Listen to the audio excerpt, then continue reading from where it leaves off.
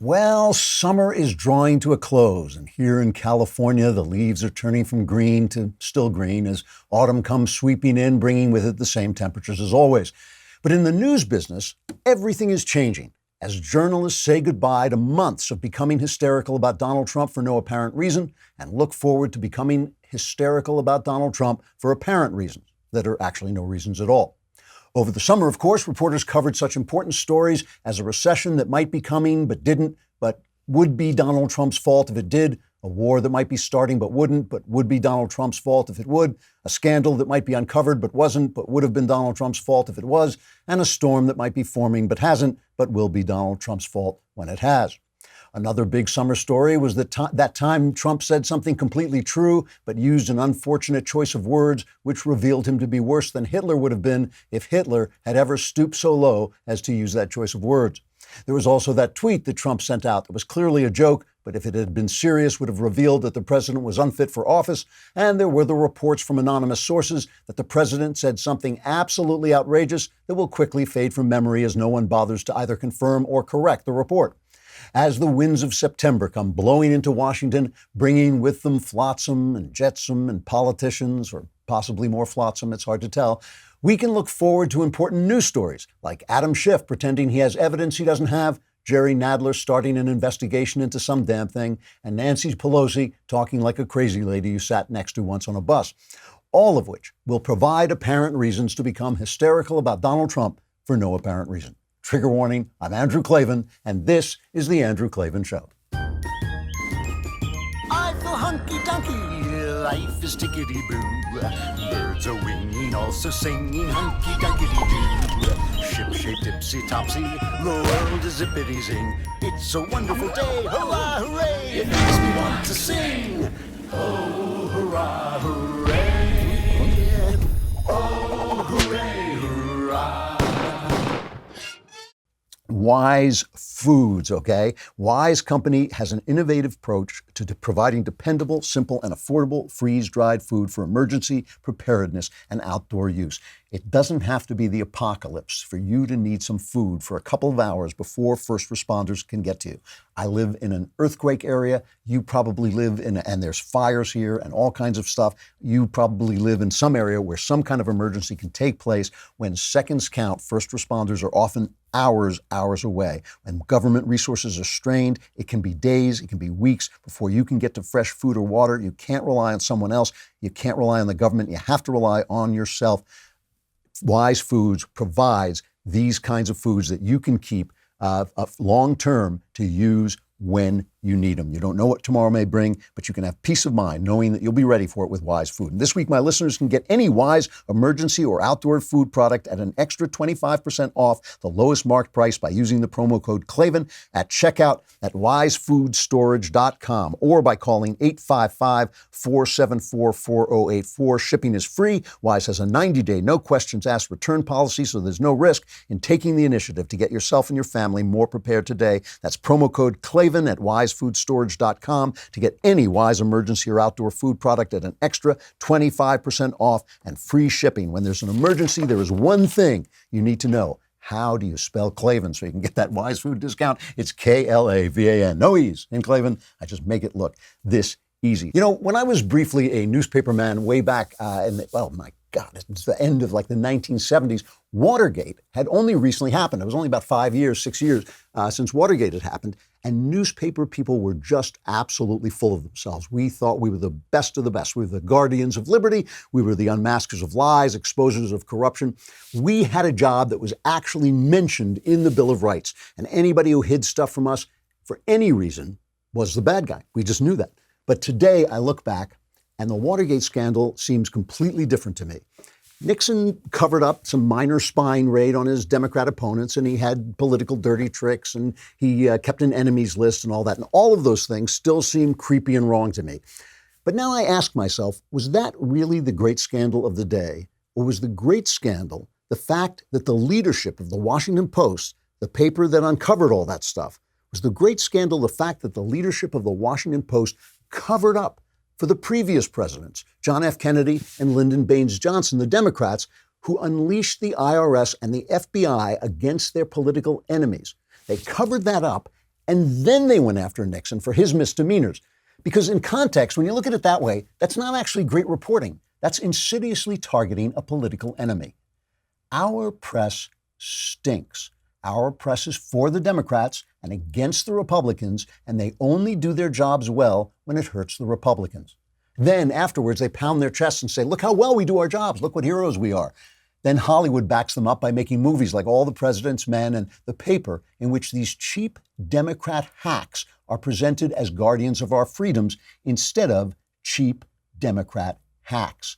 The story of our day is the story of communication elites telling us the news they want us to hear, covering up the news that hurts them, and then telling us what heroes they are for their consistent record of deception. You can like Donald Trump or hate him, but the real problem we have is that half the country is othered and unheard, not because of the color of their skin, but because of the content of their politics. That is the real scandal. All right, we got the Klavanless weekend coming up, so stick with us here. Suck out all the Klavanly goodness you can get so that it will keep you like a camel moving. We've got tomorrow, what's tomorrow? Friday, Saturday, Sunday. After that, there's nothing. You won't make it that long, so don't worry about anything that comes after that. All right, we got some breaking news.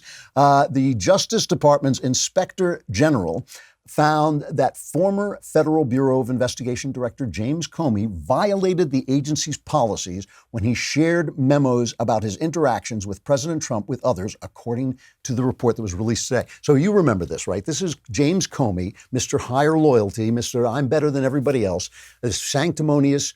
This is the guy who said to I guess it was the House Judiciary Committee, he said, just remember, we're not weasels. This weasel got fired by Donald Trump. Donald Trump has the power to fire the FBI director, right? This is an executive branch decision. He can do it. If he doesn't like James Comey's tie, he can fire him. That's a zero scandal. Ain't obstruction of justice. It's just, I don't like your tie. Get out, pal. That's what he did. He fired him in a very embarrassing way. You know, Donald Trump, he's not Mr. Tact. He's not Mr. Tact. I can't remember what it was. It was like Comey was actually in public somewhere when the news came out that he had been fired without anybody telling him.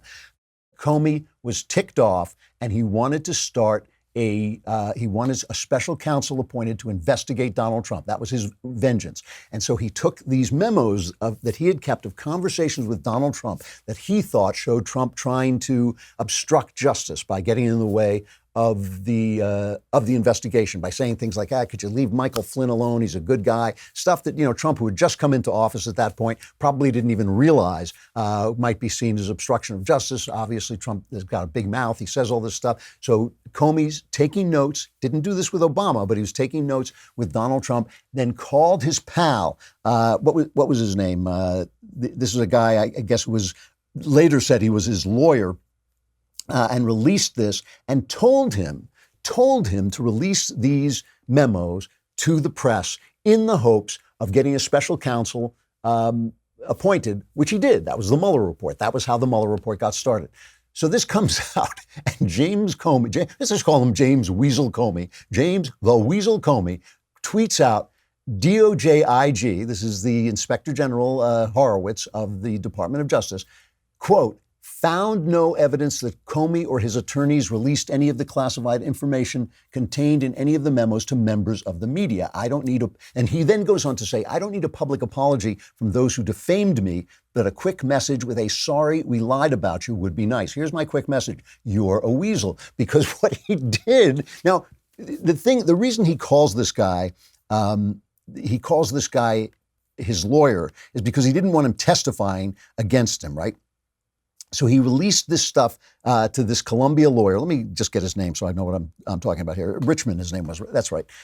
He released these things to Daniel Richmond and basically said to him, release it, gave him instructions to share the intel with a New York Times reporter. This is the probe. And this is what James, the Weasel, Comey is tweeting out, that they found no evidence that he released any of this information. That's not what they found. So he said, I just want a quick message with a sorry we lied about you. My quick message is, you are a weasel. All right. So some of these memos contained a little bit of classified information.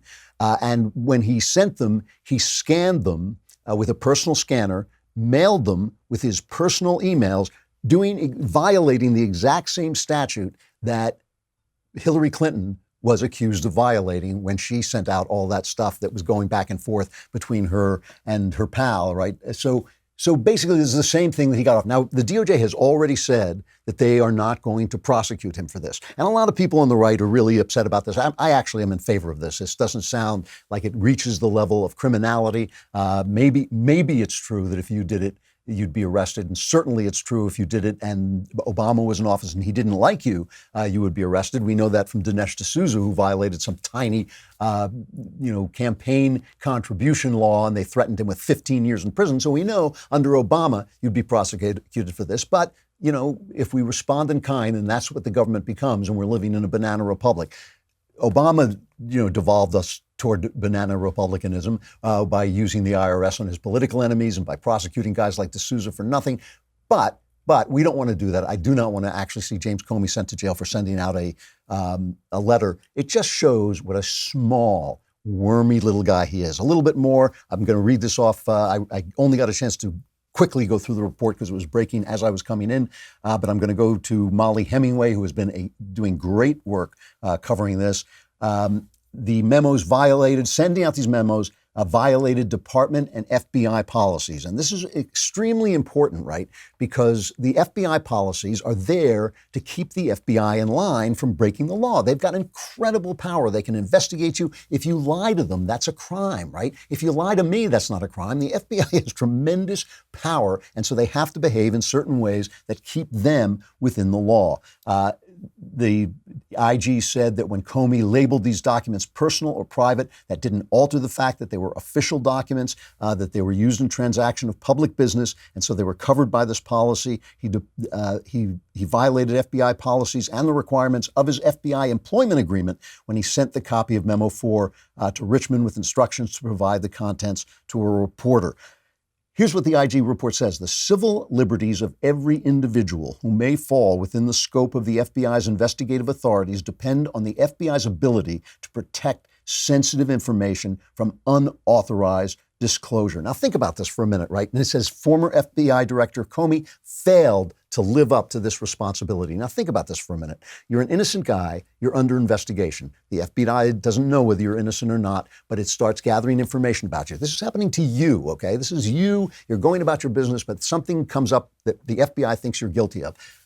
So they start finding information. Oh, maybe they find out you're cheating on your wife. Maybe they find out you're doing something else, but you're innocent of the crime they're investigating. If they want to get you and start releasing this information to the press, right, they have become a lawless operation. In order to wield the kind of power they have, their investigation has to remain secret until it becomes clear that they can indict you, that you are going to be indicted for a crime. Comey, to get back at Donald Trump, to get back at him, broke that rule and released this stuff. It's really ugly, and the IG says Comey set a dangerous example for the over 35,000 current FBI employees. Comey set a dangerous example for the over 35,000 current FBI employees and the many thousands more former FBI employees who similarly have access to or knowledge of non-public information. Every one of these 35,000 people has an opinion. Every single one of them, every single one of these current FBI employees and all the thousands of former FBI employees has an opinion about who's a good guy and who's a bad guy. They can't just start releasing information. The IG goes on to say, in a country built on the rule of law, it is of utmost importance that all FBI employees adhere to department and FBI policies. In other words, they're really giving it to this guy. This is a beatdown, okay? This is slapping this guy around. I noticed the Wall Street Journal is kind of playing this down in their release. This is a beatdown. This is taking this guy out to the woodshed and smacking him around. Comey's own staff, when they were interviewed by the IG, they used words like surprised, stunned, shocked, and disappointment to describe their reactions to learning what James Comey, Barack Obama's FBI director, had done. You know what I love doing? I love not going to an auto parts store when I can go to rockauto.com. If you need auto parts, the one thing, it's just so much fun to not be at the auto parts store when you can do the whole thing online at home, save time, save money with rockauto.com. It's a family business. They've been serving auto parts customers online for 20 years. At rockauto.com, you can shop for auto and body parts from hundreds of manufacturers, and they have everything you need: brake parts, tail lamps, motor oil, even new carpet. And this is good for a classic car or the car you're driving around every day. The rockauto.com catalog is unique, remarkably easy to navigate. You can quickly see all the parts available for your vehicle and choose the brands, specifications, and prices you prefer. There's an amazing selection, reliably low prices, all the parts your car will ever need at rockauto.com. Go to rockauto.com right now and see all the parts available for your car or truck. And if you write Klavan in their How Did You Hear About Us box, they will know we sent you, and they will continue to keep our lights burning, which is very important. So the most important thing is to remember how you spell Klavan. It's Klavan. So this is a genuine beatdown of this guy. And what it shows you is that he confused his own feelings with the good of the country. Okay, he confused his own worldview with the world. He confused the fact that he thought Donald Trump was not somebody who should be in office with how he should behave as a former FBI director with all this power. That was his confusion, okay? This is what the press does every day. This is what our news media does every day. They have confused their worldview with the world. Now, it's a left-wing idea. It's a left-wing theory that there's no way you cannot do this. And this is the difference between the left and the right, okay? This is very important. It is their theory that there is no such thing as objectivity. There's no way to approach the world objectively, because wherever you are a product of your society. And since they believe the society is a racist, sexist, evil society, as opposed to what? I don't know. Someplace they've never been. Norway. Yeah, Norway. I've never been there, but that's a perfect society. That's the way they think. They feel that that's what has shaped your points of view, and so you can't be objective. Now, listen, there's some truth to that, except for the fact that there's nothing to say that our way of looking at things is not a good way of looking at things. I think it is. I think it's provably a good way of looking at things. I don't think Aristotle was just making stuff up. He was using reason to get where he got. I don't think the gospel writers were just making stuff up. These things shape our ideas, and we believe them to be the good. And in that broader sense, we can't be objective in the sense of ditching these things that over time, over thousands of years of history and thought, we have developed as ideas of the good. We don't just ditch those things, but you can still be objective within that context. And this is the problem with the left, because I've talked about this before. When you don't have God, all you've got is analysis. All you've got is the power to take things apart, because you have no holistic way of looking at things. And if you do that forever, everything comes apart. We build things over time. We have ideas over time. You don't just throw away the traditions of thousands of years because suddenly you have this sudden wonderful power of genius to say, oh, it was all wrong. Everybody was all wrong before me.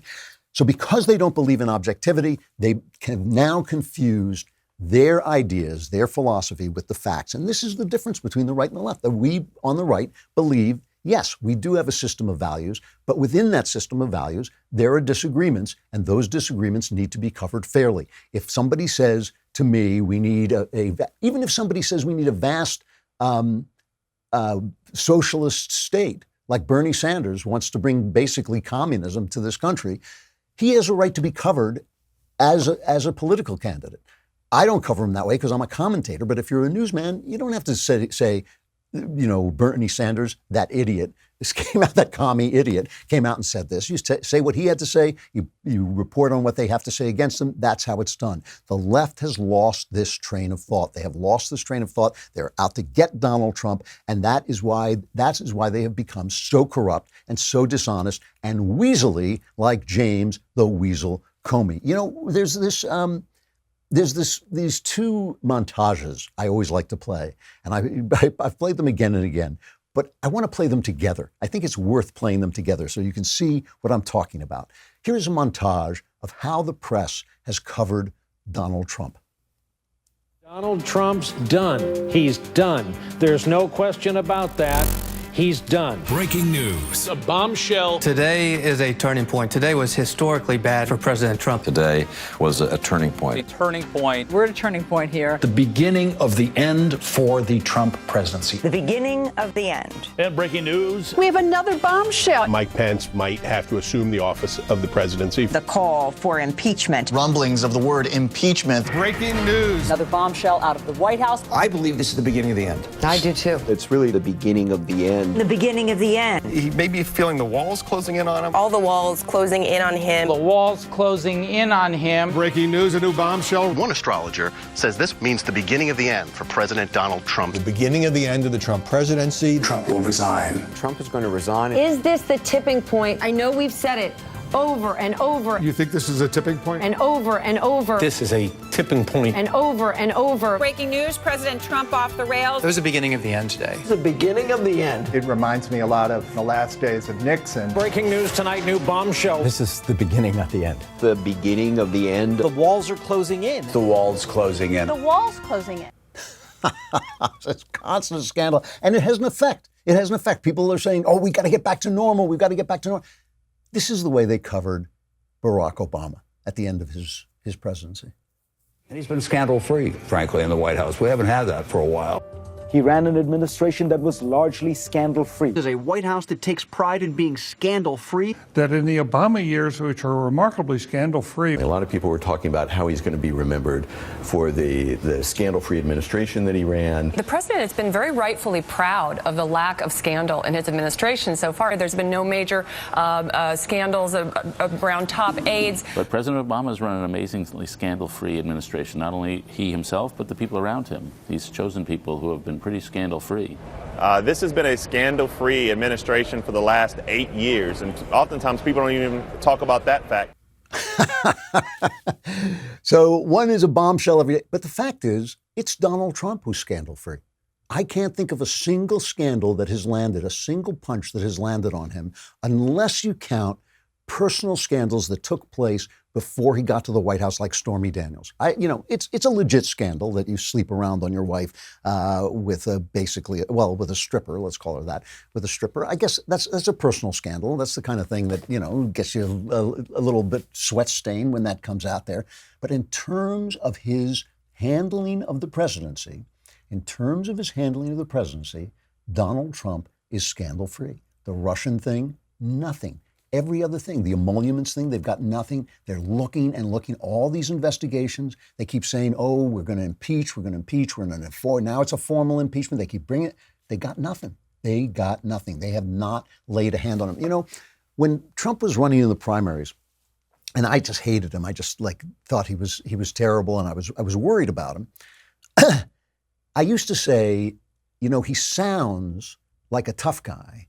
He makes this noise like a tough guy, but the way someone sounds and the way he is isn't necessarily the same thing, which is true. I mean, it's not necessarily the same thing. There are a lot of things about Trump that I think are not so tough, but never mind. That was what I was saying about him then. But in fact, also, he has the sound of this belligerent, authoritarian guy who panics people, but he's not. He just hasn't violated any of the rules of American governance in the way that Barack Obama did. I mean, Barack Obama's administration reeked of scandal. The abuse of the IRS, Benghazi, the lying and then lying about Benghazi and how that happened, Fast and Furious scandal, the stonewalling that the Attorney General did over Fast and Furious, the Iran deal where Obama shut down a major investigation into drug dealing because it was traceable back to Iran, and he didn't want to embarrass them while he was arranging that incredibly stupid deal. And now maybe the worst scandal of all, which is Spygate. It's really interesting. I have a guest I want to bring on and talk about some other things, but I'll come back to this at the end, that Spygate is a genuine possible scandal, which isn't being covered at all, not only not being covered, but is also being covered up. It is being covered up. People are basically saying, oh, this is a conspiracy theory, when in fact, it's really not. The Daily Wire has turned 4 years old. And as a thank you to our fans, we are giving away 1 month of our premium monthly subscription to anyone who uses the code BIRTHDAY. please do this because we owe you guys so much. We want you to get this special deal. We owe you everything we've got. And these 4 years have been an amazing, amazing rise from me and Ben doing 15-minute podcasts in Jeremy the God King's pool house to really becoming a major communications network and a real way of confronting the left's domination of communications. So, since you guys did it for all of August, as we celebrate this milestone, we're giving away a free first month for new premium monthly subscribers. All you got to do is use that code BIRTHDAY. You can remember that. Time is quickly running out. There are only 2 days left to get this deal, so subscribe today and join the fun. I want to bring on and talk to Brigadier General Robert S. Spalding, the third. He has served in the military for over 15 years. He's currently the Special Assistant to the U.S. Air Force Vice Chief of Staff. His new book is called Stealth War: How China Took Over While America's Elite Slept. It's not out till October, but I wanted to talk to him while China is still in the news, although I'm sure it will continue to be on the news. General, are you on the line? I'm here. General, thanks so much for coming on. I appreciate it. Glad to be here. So, you talk about China waging a Trump war. All we've heard about for two and a half years now is Russia. Is China the real thing we have to fear? Yes, and that's what we talked about in the national security strategy. You know, everybody's focused on the military threat, tanks, ships, planes, but in reality, our society is being undermined every single day through finance, economics, trade, information, media, politics. It's all blended together in this blend of, you know, where our technological innovation's gone, but also the business models are right on top of that. All of globalization and the internet essentially has been used to hack the West and slowly change us from a democratic society to more of a, a totalitarian one. Well, okay. Could you unpack this a little bit? How has that been used? So we're all on the internet. We do have a global society, whether it's run globally or not, we're still a global society. How is that being hacked into exactly? What exactly does that mean? Yeah, so it's very simple. It's about financial and economic relationships actually influencing corporate and individual behavior. So the one example I always give is the man in Omaha, Nebraska, that essentially was fired from his job at Marriott Corporation for liking a tweet because the Chinese called up Marriott and said, this guy liked a tweet about Tibet, and essentially the Chinese called up Marriott Corporation and said, not only do you need to fire him, you need to apologize, and they did. I think the latest example of that is Cathay. So, you know, the story of Roy Jones in Omaha is being played out not just in the United States, it's all over the world. Is really about using financial and economic relationships and the internet to really influence populations and individuals and corporations and politicians everywhere to do things that the Chinese Communist Party wants. Wow. Well, I know this is happening in Hollywood. I mean, I know in Hollywood you don't offend the Chinese because you want their audience and you want their money. What is the Confucius Institute? Well, so there's three issues with the Confucius Institute. One is used just in the same way to suppress speech. So if you say something as a student or as a teacher and the Chinese students hear you, then they go and complain to the administration. All of this is controlled through the Confucius Institute, where the consulates and the embassies are very closely linked to them. So they want to not only suppress speech that they find unfavorable, they also want to monitor and control the students so they don't become too Americanized. And so they're constantly told, hey, make sure that you don't become too Americanized because you won't get a job when you come back to China. And if there is an issue, they'll go to their parents' house and they'll have their parents call them, as happened to the student in Maryland that gave the commencement speech talking about how great it was to live in a free country while she's been a student there in Maryland. So suppression of speech, control of the students, but also because there's so many of them, there's almost 500,000 in our university system, and they pay full tuition. If there's a problem with the university, the consulate or the embassy can call the university president and say, if you don't stop what you're doing, we're going to pull all our students out, and immediately the university goes in the red. This is happening all over the country. So, you know, when Mueller was investigating Russian collusion, he indicted kind of this meaningless indictment of Russians for taking out a couple of Facebook ads that were sort of meant to set Americans against each other. Are the Chinese doing that sort of thing or worse? So they are beginning to do it. Of course, the Russians have been doing things like this, so they had the lead. But of course, the Chinese are picking it up. They own all Chinese language media around the world now. The Chinese Communist Party, they're absolutely dominating Taiwan's media, for example. Now you see that going on in Hong Kong with essentially trying to label the protesters as terrorists. They're doing it in our society. Of course, the tech companies have started to catch on to this and are starting to find some of this activity going on. But it's not only going through the internet; they're also putting full court press on Wall Street, corporate America, the think tanks, politicians. It's pervasive throughout our society from the individual on up, and it's all based on this globalization of the internet really connecting totalitarian societies fully to democratic societies in a way that we thought we would change their principles. In reality, what's happening is there's a backflow and they're changing ours. We're talking to Brigadier General Robert Spalding, author of The Stealth War, which is coming out in October. I want to talk a little bit about the Trump administration's policies. For instance, they're penalizing Huawei, worried that they will sell us tech equipment that can be used to spy on us. Is that a genuine threat? It absolutely is, and that's actually because of Chinese cybersecurity law, which says if you're a Chinese company, that you have to build backdoors into your equipment. Not only that, but essentially Huawei is involved in creating 5G technology and 5G standards. So it actually applies to equipment makers if they use Chinese standards. So it's a big problem.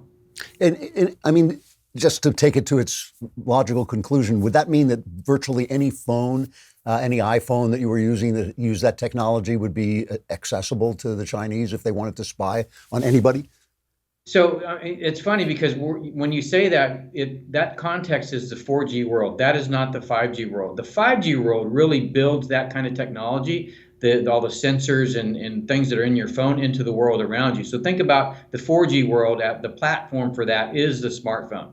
Now, the two dominant players in that industry are Apple and Google. And so Apple in particular built their smartphone to be a very tightly integrated hardware software device so that it could actually protect your data. That was before they added in iCloud. So it was an encrypted device. It was supposed to protect your data, and that's because Apple was an American company. Chinese companies, on the other hand, have to give their technology up to so the government can see the data. So the network, the 5G network, takes the platform away from the smartphone and builds that computing into the network architecture itself. So China saw this. They said in 2009, we're going to dominate 5G. And when we do, slowly Apple and Android will be pulled out, and then they'll be doing the computing on the 5G network. And then we'll be able to build our app services and business models on top of that. Now that's Baidu, Alibaba, and Tencent. So think about the power of the network plus all the the tech companies that are riding on top of that data. And because they have all of the data, government data and corporate data and individual data, and they can pull that together and create insights, they can take those insights and begin to influence you in ways that actually contribute to what China wants. Not just from an economic perspective, but also from a political and social perspective. So is what Donald Trump is doing in terms of this trade war that he's in with China, is he addressing this at all? Are we addressing it at all? I think we're slowly addressing it. So it's fully addressed in the national security strategy. The problem with democracies today is they're conflicted. You have the business side that is really very much wants to ally itself with China because of their large market, because of the large financial incentives they can earn, and the governments are trying to secure themselves. What they're finding is because we've allowed technology to kind of seep into our lives in a way where the government wasn't involved, they're having a very difficult time to actually control that. And the reason is because if you don't design it initially into the technology, the fact that you come later and add a paper law on top of that is not actually useful. GDPR, the General Data Protection Regulation in Europe, actually is unenforceable because if you fine a company a certain amount of money, but the company's making twice that amount, they're just going to keep doing that activity. And some of the Chinese companies won't pay the fine anyway. So You actually have to build those kinds of controls into the technology layer if you want to have the type of the society that we live in a physical sense. Okay. And in terms of this this trade war, do you have an opinion on it? Do you think that the administration is doing the right thing or not? So tariffs are absolutely a part of this effort because China essentially creates a market disturbance because they have non-market based economic goals for their companies. And so the tariffs, you actually need to make them permanent, though. If you go back to pre-WTO, China and the WTO, no major corporation would invest money or build anything over in China because each year they had to go through the Most Favored Nation Act, and Congress would have to approve them having a lowering of tariffs for that year. Once that went permanent with their entry in the WTO, all of our investment flowed to China to build manufacturing, and none of it's going to come back unless we actually reverse that process. So it's useful, but it's not complete. Got it. Okay. Brigadier General Robert Spalding, author of The Stealth War, How China Took Over While America's Elite Slept. Thanks very much for coming on. Good luck with the book. Thank you. Thanks a lot. I want to return. I mean, that's very scary stuff. And it points to, it goes, again, it points to the way no matter what Trump does, he is in the wrong. And the way the press covers it, the left can do exactly the same thing, and it goes unseen. Just like when I was talking about Watergate, just like when I was talking about all these scandals that really don't exist in the Trump administration, all these scandals that do exist in the Obama administration. There was a story that caught my eye yesterday in the Wall Street Journal, Stephen Gregory of the Epoch Times. Now, the Epoch Times is a newspaper that gets run down a lot because it's very conservative and because the people who run it, the people who own it, are part of that religious group in China, the Falun Gong or whatever it's called. I can never remember exactly what the name of it is. But anyway, there's no reason that, I mean, there's nothing about that that religious group that should take away from the credibility of the Epoch Times. But anyway, the guy who was writing for the Stephen Gregory of the Epoch Times was complaining about the fact that MSNBC and NBC News and its sister network had launched a series of attacks on them, trying to basically take them out as a competitor. Some of this had real repercussions. They were having a hard time advertising on Facebook, and they accused them of being conspiracy theorists. And their conspiracy theory was Spygate, was the idea that the Obama administration was spying on Donald Trump to keep him out of office. And again, remember, the left feels that it is allowed to take its political opinions and just assume that they are opinions. That's not a conspiracy theory. That's not a conspiracy theory. They did it. It's suspicious because there was no criminal predicate when they started their investigation. Andy McCarthy was on talking about that, and his new book talks about that. And Obama must have known about it for that kind of investigation to take place. It's not a conspiracy theory. And then when they want to report, so that is going to be covered up. They're trying to cover that up. Well, meanwhile, anything they get a hold of on Donald Trump, whether it's, oh, look, somebody is standing in front of the Martin Luther King bust in the Oval Office. He must have sold it outside in a flea market or whatever they say. Lawrence O'Donnell did this yesterday on MSNBC. Lawrence O'Donnell had a story that President Trump's financial records show that some of his loans have Russian co-signers. Okay. And the White House called him up and said, take it back. It ain't true. He was forced to do it. Listen to this apology, and you tell me if it's an apology. Last night on this show, I discussed information that wasn't ready for reporting. I repeated statements a single source told me about the president's finances and loan documents with Deutsche Bank, saying, if true, as I discussed the information, was simply not good enough. I did not go through the rigorous verification and standards process here at MSNBC before repeating what I heard from my source. Had it gone through that process, I would not have been permitted to report it. I should not have said it on air or posted it on Twitter. I was wrong to do so. This afternoon, attorneys for the president sent us a letter asserting the story is false. They also demanded a retraction. Tonight, we are retracting the story. We don't know whether the information is inaccurate, but the fact is we do know It wasn't ready for broadcast, and for that, I apologize. Stop the hammering! Stop the hammering! Stop the hammering!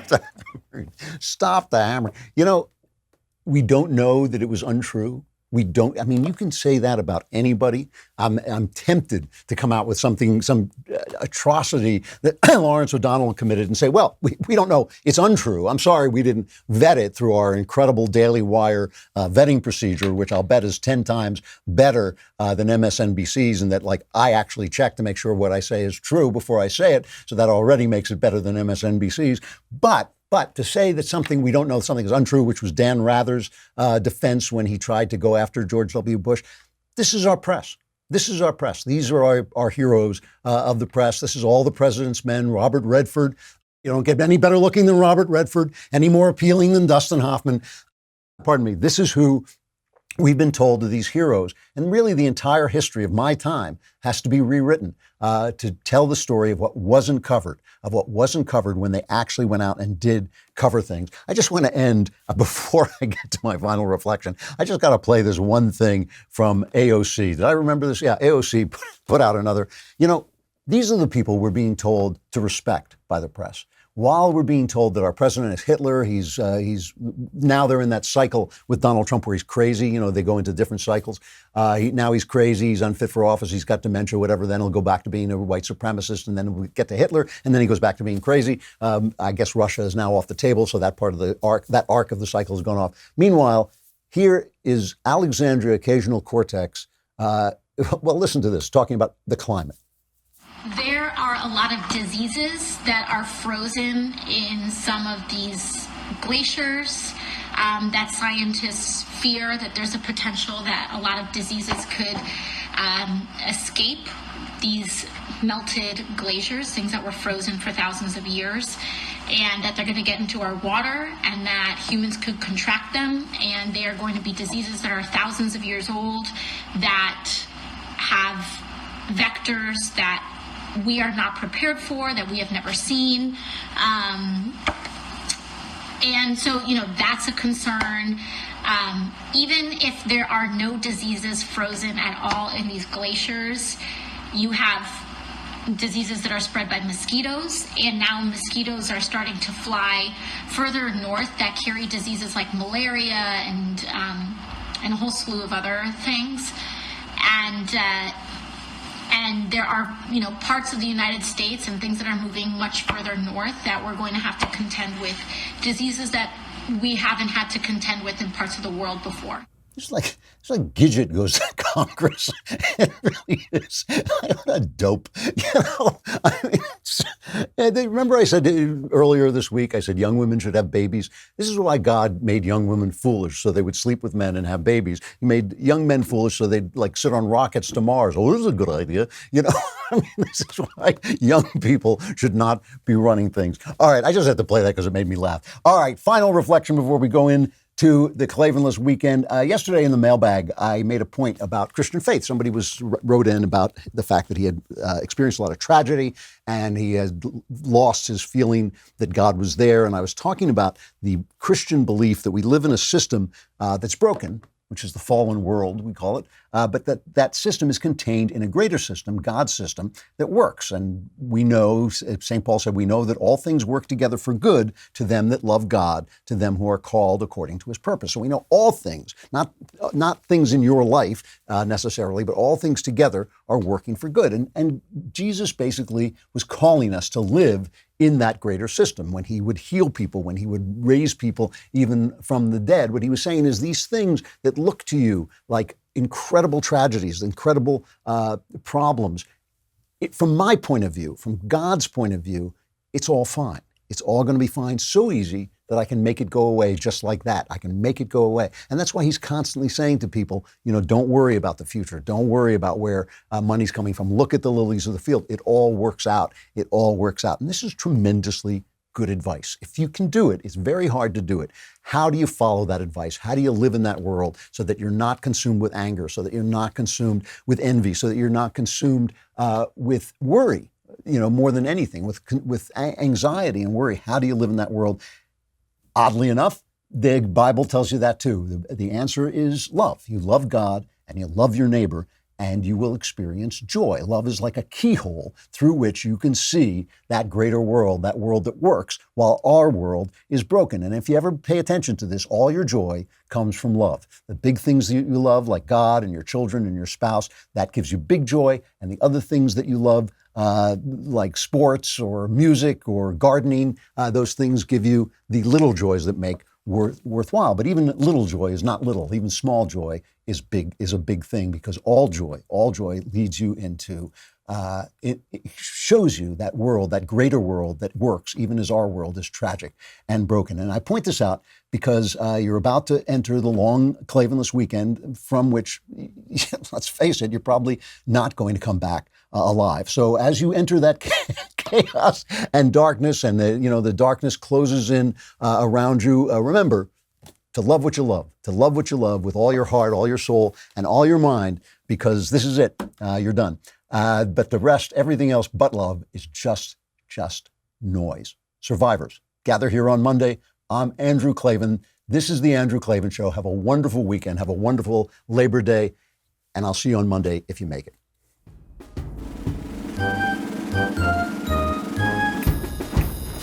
Oh, hooray, hurrah. The Andrew Klavan Show is produced by Austin Stevens and directed by Mike Joyner. Executive producer, Jeremy Boring. Senior producer, Jonathan Hay. And our supervising producers are Mathis Glover and Robert Sterling. Edited by Adam Sayevitz. Audio is mixed by Mike Cormina. Hair and makeup is by Jesua Alvera. Animations are by Cynthia Angulo. And our production assistant is Nick Sheehan. The Andrew Klavan Show is a Daily Wire production. Copyright Daily Wire 2019. On the Matt Walsh Show, we're not just discussing politics. We're talking culture, faith, family, all of the things that are really important to you. So come join the conversation.